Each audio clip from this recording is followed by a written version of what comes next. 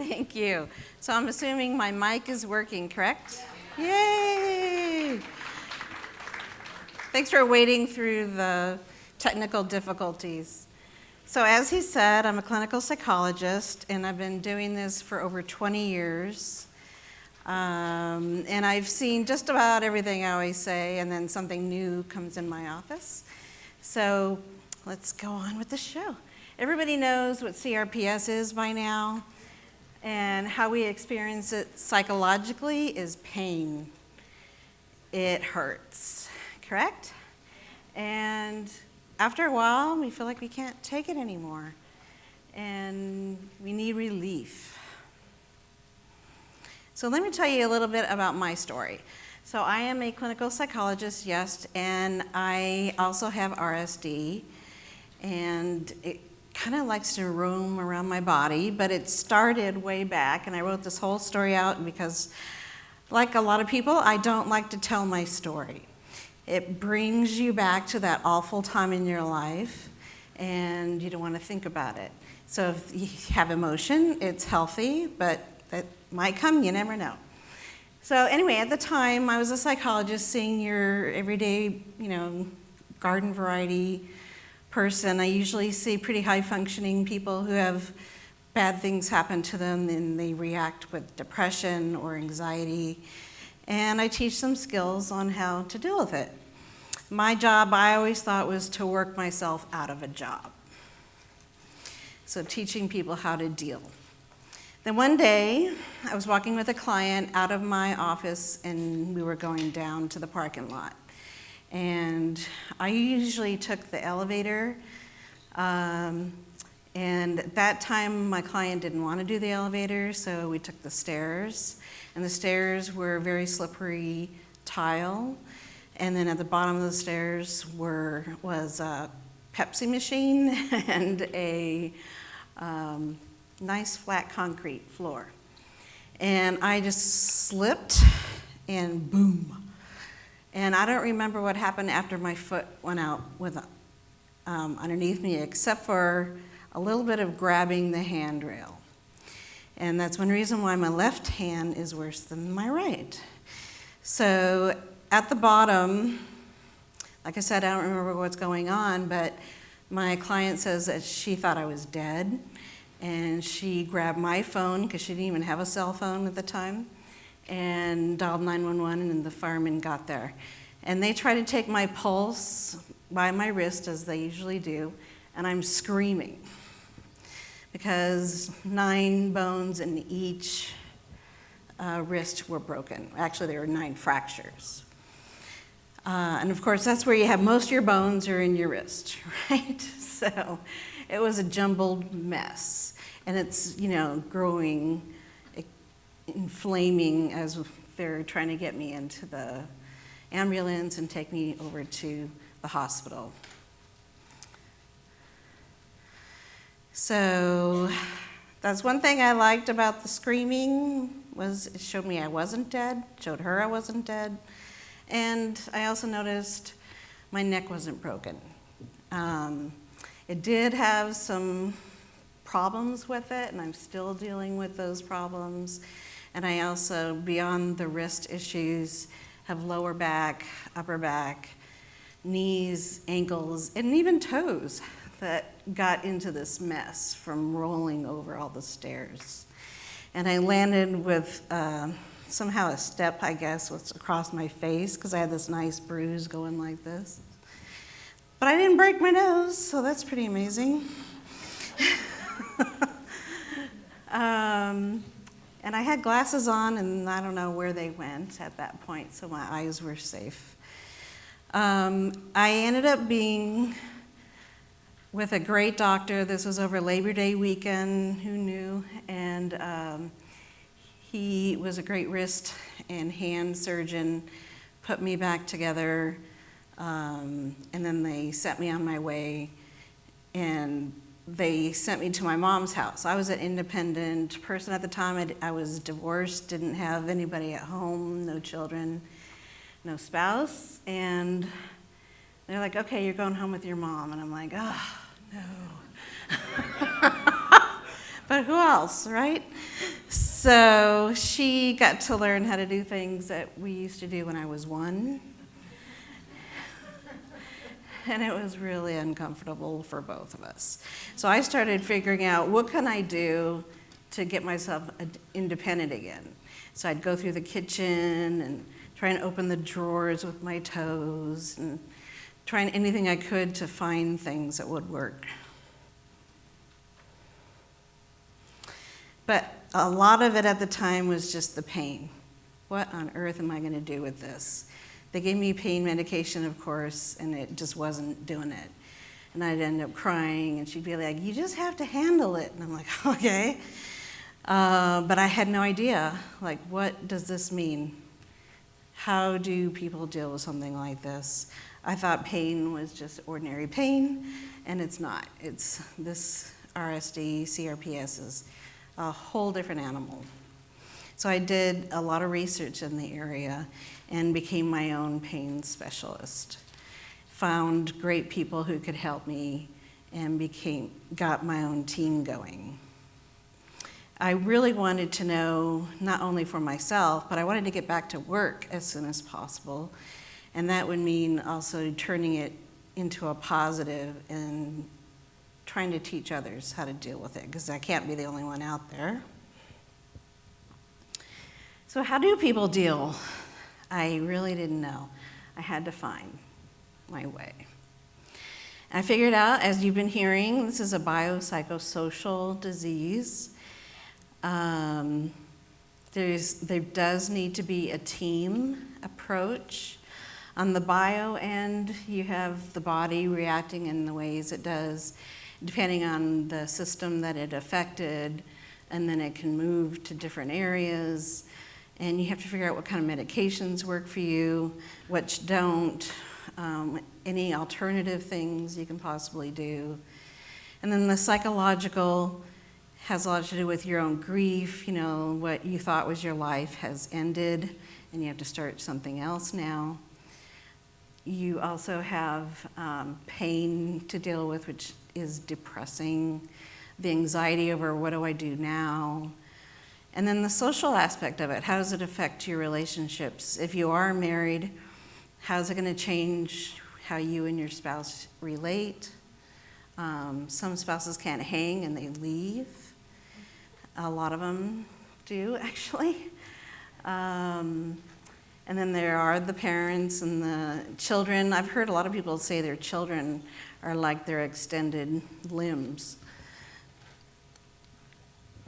which I don't know how good that is for the children. Okay, so I had to learn how to do many different things, from how to write and type. Still, writing is pretty difficult for me. It's hard to read what the heck I wrote.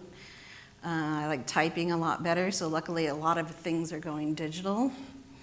People would say, oh, it's a good thing you're a psychologist, because all you have to do is sit and talk. Like, yeah. Sit and listen, really. But you also have to write notes and things like that. So hold a cup, that was difficult. I think it was about a year later when they took a picture of me holding a wine glass, and they were like, well, yay! Imagine a year. Just using a fork in a normal way, you know, it became like this major thing. I had to use children's forks, the ones with the really fat ends on them. How to turn a knob, that was, you know, changing how your wrist works. Turning a key, holding a phone. So as, you know, this was happening, technology was also changing, and things like Dragon was coming out and headphones for using the phone. I didn't even have a smartphone for a really long time. Pulling a tissue out of a box was incredibly difficult. It sounds so easy. And I remember asking the doctor, well, when am I going to be able to pull a tissue out of the box on my own? And he goes, you could do it right now. I'm like, what? So I'm pulling, and just this motion alone just it was like somebody stabbing me with a knife. And I'm like, I can't do it. He was so frightened by my reaction. And I said, well, it's just, I can't do it. Because you can do it, but it hurts like hell. Yes. Okay, now we're on the same page. Okay, getting dressed, wiping my own butt, you know how it goes. So you do have to accept help. I'm not even saying ask for help. I'm saying if somebody offers you help, take it. Take it. You need it. Everybody needs it. We need to learn how to be more interdependent. We're in a society where it's all me, or you, but it should be we. And we need to learn how to live with each other. You need to learn also how to improvise, adapt, and overcome. This whole thing is about overcoming. I did learn also, one of my big learning for myself was, you are an independent person, but we do need to have other people in our lives. But the strength is really coming from within, and it feels great when you can overcome even just the smallest thing, like taking a tissue out of the box on your own. Pain management, you've been hearing that word a lot, management. Why? Because the medical model used to say there has to be a cure. And that's why when you go to the doctor and he doesn't know what CRPS is or RSD is, that they just kind of go, oh, he must be a drug addict, and they tell you to go on your way. Great, go away from that person. Find somebody who knows what they're talking about. But what you really need to think in your mind is that there probably isn't going to be a time when you take so many medications or this or that where you feel no pain. It's always going to be on the scale. It's going to be, maybe as low as 2 or 1 right before you pass out. Okay? But it's the management. You want to keep it as low as possible while being functional, while living your life. And sometimes that means you have to do things out of your comfort zone to get to the 1 or 2. Again, multidisciplinary approach. Go with your first person, your provider, and then find a pain doc or surgeon who understands CRPS. Go to a psychologist, find a counselor who knows about pain management. A lot of them are out there, believe it or not. Family therapists are good too. There would be like an MFT in California. I don't know if they call it differently in different states. And they would bring the whole family in and how to handle this problem as a system. Because when one person changes in the family, the whole family kind of changes. And it can change for the worst or you can change for the better. So you might as well change for the better. And then you have your other people like massage therapists and chiropractors, and they need to understand your disease too. They try whatever you can to not make things worse than they are.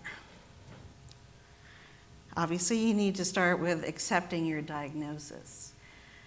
When it first happens, it's a shocker. And a lot of people will go into denial and say, no, I'm fine. In fact, I remember being on the ground and they're like, okay, we're going to take you to the hospital now. And I'm like, no, I don't need to go to the hospital. Just put some ice on it. They're like, what? Okay, well, we're going to take you to Hoag Hospital now. And I'm like, no, I don't want to go there. Okay, well, where do you want to go? And the only reason I didn't want to go there is I was just there 3 months earlier having a hysterectomy. So that's all I was thinking about. And, you have to go with the next thing that's happening to you. Be where you are right now. Use your medication. Try not to be strong and go without it. You need to plan ahead, bring things with you wherever you go, and use your medical team. If somehow you forgot what you're needing, call your doctor, have it sent over to the new pharmacy wherever you are. Don't wait until the pain is over you. You have to get on top of the pain. We were just hearing about anti-inflammatory foods. I'm not a nutritionist by any means, but I know what hurts. And what hurts is generally when I increase eating things or drinking things that make my inflammation worse. So sugars, yeah, I love chocolate. It's the best thing ever. However, if I'm going to eat a chocolate cake and then have pain for the next 3 days, I'm not going to want to do that. So luckily, we learn from doing things that hurt to stop doing those. What are the psychological aspects of pain? Personal life before and personal life after pain. There is a before and after sort of effect going on, and your brain sort of has to catch up with you. And you have to get a new identity. You also kind of question, how long is this going to be for? Is this just a temporary thing, or am I going to be dealing with this forever? Is it going to get worse? I can't stand the idea of it getting worse. What can I do to make it better? You have to think about what you can do for work, if you can, and what your free time abilities are too. Maybe you used to be great at even just playing cards. I can't play cards for any length of time. I can't play a full game of cards anymore. So I try and do other things that people like to do. You get a sense of powerlessness. You know, when people say, you can't play cards, you can't do anything. It's like, no, I can, but there's certain things I can't do. You do have frustration. I wish I could just play cards again. And then you get angry at the situation, anger at however it happened, anger at yourself for letting it happen. And then after a while, that moves into depression and, what's the point? Who cares? I'm just gonna wallow here. And what you don't wanna do is unpack your bags and stay in that place. You need to get up and move. Look at your thoughts. Are they keeping you down? Some of these things, I don't know if you can read any of them. I have to use my glasses. Okay, so I'll never get better. I can't do what I used to do. They should cure me. I'm useless.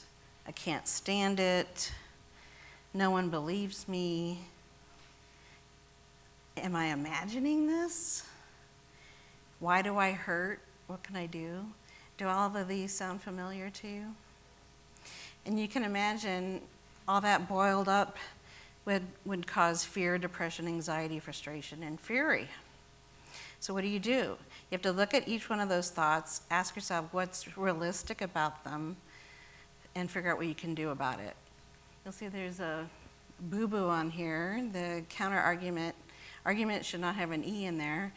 And it's important to allow yourself to make mistakes, right? So I left it in. I can learn new things. I have new limits. This is the new normal. I can reach out for help if I need it. The pain can seem outrageous, but I always get through it somehow. I learn what works. People will understand there will be challenges ahead, but I can learn to deal with them, and I am resilient.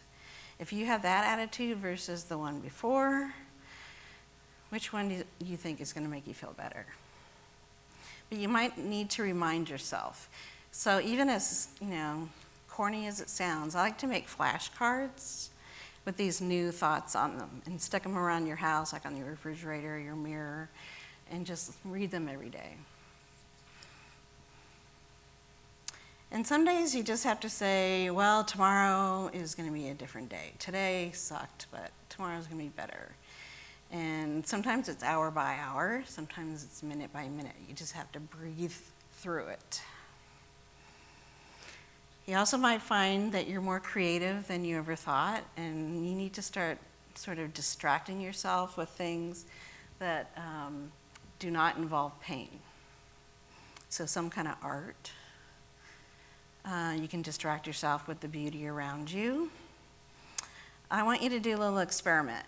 I want you to look around the room for about 10 seconds and tell me all the things that are orange. and then close your eyes. So go.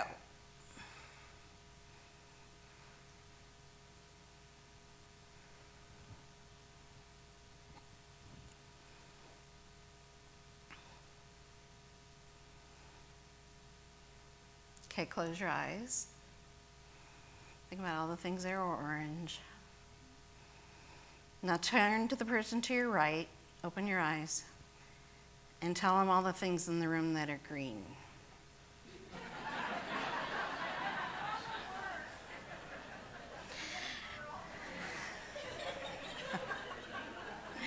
You get my point? It depends on what you're focusing on, okay? So you can say, oh, I'm focusing on the pain, I need to look at something else, think about something else, listen to something else. Try and talk it out. You know, find someone who's safe to say, I hate this, I don't want to do this anymore, I'm tired, I hurt, and all they need to say is, I understand. If you can't find anybody that will say that, then go find a professional. You might have to pay someone to say, I understand. Okay? Sometimes you want to cry, and that's okay. That it really takes strength to allow yourself to cry. Because when you get that low, you have to pull yourself back up and go on. And that's where the strength comes in. Simple thing, try as hard as you can to get out of bed. I don't know if you can read the little kitty. He says, I can't get out of bed. These blankets have accepted me as one of their own. And if I leave now, they'll lose my trust. Humor really helps. Find peace. If you have people who are negative in your life, you got to say, hey, you know, I understand that you're having a rough time and everything, but I need to hear something positive out of you, okay? Or just go away. Go find a quiet spot and sit and think of positive things. You know, use your resources, use your phone, use your iPod or whatever it takes to get out of that spot. Go somewhere or visualize where that calm place might be. Mine is the beach. You might hate the beach. The beach might turn out to be really difficult for you because of all the sensation. You got the sand underneath your feet, and it gets everywhere. And then you also have the wind. Wind is kind of a difficult one for pain. It sounds like it would be fun, but it's not. It takes its toll. Maybe if you're out in a park or someplace that's more calm. Try to have compassion for yourself. Now these are things that I try to tell everybody whether or not they have pain, and so it's not something that is normal for most of us. I think we all need to learn this. And we also need to learn to focus on other people so that we don't focus on ourselves so much. When you're helping somebody else out, you aren't thinking about yourself. Try to find happy moments. I don't know if you saw the giraffe that was born last month in Escondido. Isn't it cute? And then on the bottom there, it's a 3-generational family. So if you like big families, that's great. Have sex. What? If you can, okay? Don't do anything that's going to hurt. But if you can have sex and move yourself into places that give you pleasure, it really helps the whole system. Blood pressure goes down, self-esteem goes up, obviously helps with intimacy.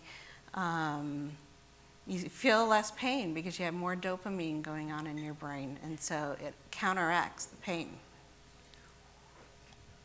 Sometimes when that goes down, the dopamine leaves you, then the pain comes right back, okay? But at least for that time period, if it was 5 minutes or 2 hours, you didn't feel pain. Yeah, or do it again, right? Be around happy animals. It says there the most powerful antidepressant has 4 paws and a purr. I think we all need to learn how to.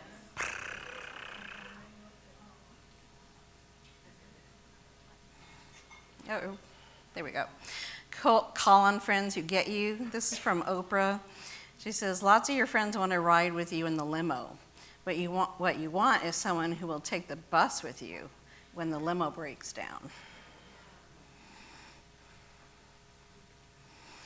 Try and be more grateful for the little things. Take in the good. Find things that are good. Music therapy. Music is a great way to get out of your body and just sort of feel good. I mean, it's an instant way to. Who has a favorite song? Shout it out. How's it go?